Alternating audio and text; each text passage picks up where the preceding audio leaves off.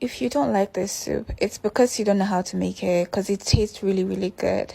Now, if you would love to learn how to make it, come closer. First, you want to add in your pre-cooked assorted if you're using one, beef, stockfish, momo, and then season very, very well. Seasoning cubes, salt, extra seasoning, peppers, and onions, which is also optional, so you can skip that. So cover and allow it to cook in its own juice first before you add in your dry fish and water, and allow it to cook. I love really, really tender meat, so once the meat has cooked, you want to add in your palm oil and crayfish.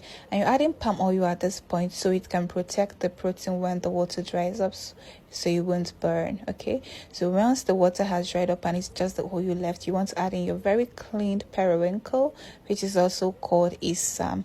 You want to mix it very well, then add in your first vegetable, which is water leaf. So you want to thinly slice this water leaf. Okay, when you're done, you want to add in more palm oil and crayfish, then cover and allow it to cook for a minute or two. After that, you would notice that it would release some amount of liquid, which is totally fine. Okay, do not panic. So you want to mix this very, very well before adding your second vegetable, which is afang leaf. You want to pound, grind, blend, whatever works for you.